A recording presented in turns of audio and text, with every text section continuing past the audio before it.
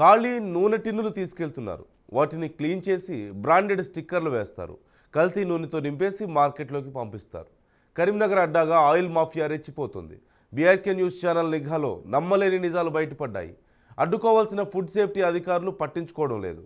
కల్తీ ఆయిల్ మాఫియాపై మరింత సమాచారం మా ప్రతినిధి రవీందర్ అందిస్తారు. కరీంనగర్ ఉమ్మడి జిల్లా వ్యాప్తంగా ఆయిల్ మాఫియా మాత్రం ఆగడం లేదు. ఒకవైపు ఖాళీ టిన్నులు అయితే ఏవైతే ఉంటాయో ఆ ఖాళీ టిన్నులను దాన్ని క్లీన్ చేస్తూ వేరే చోట్లకు తరలిస్తూ అదేవిధంగా దాంట్లో ఆ కల్తీ ఆయిల్ కూడా నింపుకుంటారు. అంటే లూజ్ ఆయిల్ వస్తుంది వాళ్ళకు, ఆ లూజ్ ఆయిల్ దాన్ని ఫిల్టర్ చేయరు, ఏం చేయరు. అదేవిధంగా దాన్ని ఆయిల్ నింపుతారు. ఒకవైపు షాపులు కావచ్చు, లేదంటే తినుబండారాల షాపులు కావచ్చు, లేదంటే ఫాస్ట్ ఫుడ్ సెంటర్స్, లేదంటే హోటల్స్ కూడా ఈ ఆయిల్ తరలిస్తున్న పరిస్థితి కనబడుతుంది. ప్రస్తుతానికి మనము ఆ ఆయిల్ టిన్నుకి సంబంధించి ఇక్కడికి మొత్తం సాఫ్ చేస్తున్నారు. వాళ్ళని చూడవచ్చు. ఆయిల్ టిన్నులు మొత్తం కూడా క్లీన్ చేస్తున్నారు. చాలా వరకు ఆయిల్ టిన్నులు తీసుకువచ్చి నిల్వ ఉంచుతారు. వాటిపైన బ్రాండెడ్ ఆయిల్కి సంబంధించిన స్టిక్కర్స్ ఉంటే వాటిని కూడా తీసేస్తారు. తీసేసి వాళ్ళకు సంబంధించిన ఆయిల్ స్టిక్కర్లను వేస్తారు. ఆ వంట నూనెకు యూజ్ అయ్యే నూనె కాదు, అది కంపల్సరీ ఆ ఆయిల్ తిన్నట్టయితే ప్రజలకు మాత్రం చాలా వరకు ఇబ్బందికరంగా మారుతుంది. వాళ్ళకు రోగాల బారిన పడే అవకాశం కూడా కనబడుతుంది. ఇప్పటి వరకు ఫుడ్కు సంబంధించిన ఇన్స్పెక్టర్స్ కావచ్చు, ఎవరు కూడా దానిపైన దృష్టి సారించని పరిస్థితి కనబడుతుంది. ఈ కరీంనగర్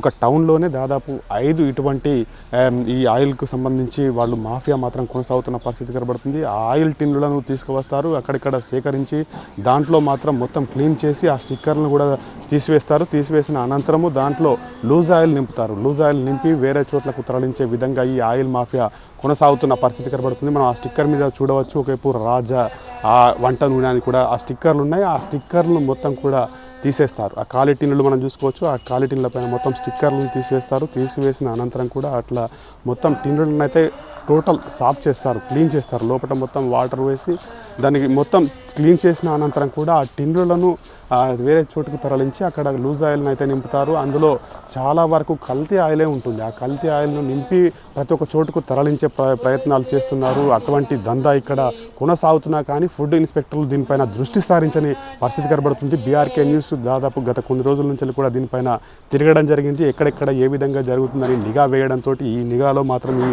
ఆయిల్ టిన్స్ ఈ విధంగా తరలుతున్నాయి. ఇక్కడ నుంచి తరలించిన అనంతరం కూడా వాళ్ళు రాంగ్ స్టిక్కర్స్, అంటే వాళ్ళకు ఎటువంటి పర్మిషన్ లేకుండా ఆ స్టిక్కర్లను వేస్తూ ఈ లూజ్ ఆయిల్ నింపుతూ ఒకవైపు షాపులు, అదేవిధంగా ఒకవైపు తినుబండారాల షాపులు కావచ్చు, అదేవిధంగా ఫాస్ట్ ఫుడ్ సెంటర్ కావచ్చు, లేదంటే హోటళ్లకు కూడా ఇదే టిన్నులను తరలిస్తూ ఆ ఆయిల్ని అయితే సప్లై చేస్తున్నారు. వచ్చిన పబ్లిక్ మాత్రం అదే తిండి తినడంతో రోగాల బారిన పడుతున్న పరిస్థితి కనబడుతుంది. కానీ కరీంనగర్ నడిబొడ్డున ఇటువంటి సంఘటనలు చోటు చేసుకుంటున్నా కానీ ఫుడ్కు సంబంధించిన ఇన్స్పెక్టర్లు ఎవరు కూడా పట్టించుకునే పరిస్థితి, మామూలు మత్తుల్లో తూగుతూ ఇటువంటి నిర్లక్ష్యానికి దారితీస్తున్న పరిస్థితి కనబడుతుంది. ఇదే విధంగా కొనసాగినట్టయితే కరీంనగర్కి సంబంధించే కాదు చాలా చోట్ల ఈ విధంగా దందాలు కొనసాగడంతో ప్రజలకు అనారోగ్య బారిన పడే అవకాశం కనబడుతుంది. ఫుడ్ ఇన్స్పెక్టర్ ఇది చూసిన అనంతరమైనా వాళ్ళు స్పందించి వీటిపైన దాడులు చేసి వీటిని నివారించే దిశగా వెళ్ళాలని బీఆర్కే న్యూస్ తరఫున మనము కోరుకుందాం.